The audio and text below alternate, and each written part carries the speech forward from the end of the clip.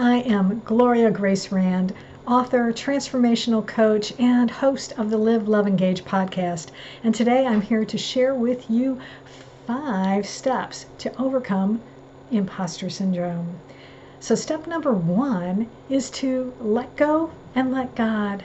It's really about putting your faith in a higher power and letting go of those imposter feelings, those feelings that you're not enough, because you are enough. You are worthy of success. So it's really about taking action even when you feel the fear.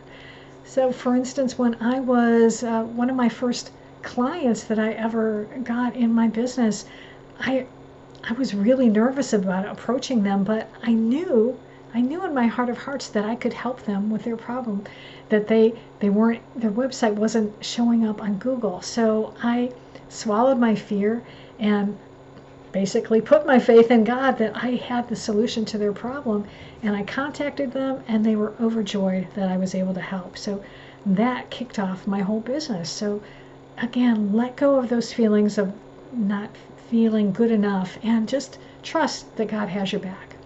Now, step 2 is to open your heart to receive. When you feel like you don't measure up to someone else, that you feel like an imposter, you can do one of 2 things. Number 1 is to survey your current clients and really find out what they like best about doing business with you, and then be open to receive that positive feedback. Second, review any current testimonials or positive feedback that you have received in the time that you've been doing your business, because when you do have those days where you feel like you're not enough, read those words and then remember that yes, you are valuable. Which brings me to step 3, value your uniqueness. So the way to overcome imposter syndrome is to not pay attention to other people, but instead focus on what is unique about you, your background, your skills, your experience. Because here's the deal. No matter how successful someone may appear to be on social media, you don't know what's going on in their life unless you really are walking in their shoes. They might be having trouble in their personal life, but everything looks rosy on the outside. So don't pay attention to that. You need to focus in instead on you and how you provide value to your clients. Now, step 4 is to embrace your divinity. My mom used to say, God doesn't make junk, and I believe that. I believe that we are all created in God's image, so that means you are not junk. And when you can embrace that notion, really hold it in your heart, there's no room to feel like an imposter. And you can go out in the world and shine your light with confidence. And if you need some help, take advantage of the practice that author Louise Hay used to talk about, and that is to, every time you pass a mirror, to stop and look in it and say, I love you, Gloria. Okay, no.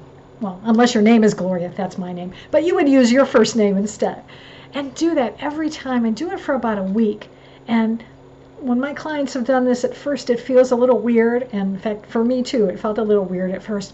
But I tell you, after you've done it a few dozen times, maybe not even that many, you really start to feel amazing, and there's no way that you're going to feel like an imposter.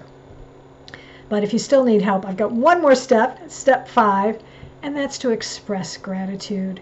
It really is impossible, virtually, to feel upset or angry or sad or any of those negative feelings when you are feeling grateful about something. So whenever you're feeling like an imposter, stop what you're doing, take a breath, and look around you and say, oh, you know what? I've got a roof over my head, or I've got food in my kitchen, or I've got, I have clients. I actually do have some clients. And be grateful for those things. Because when you can be grateful for that, then you are not going to feel like an imposter. So just remember that you always have the power to change your thoughts.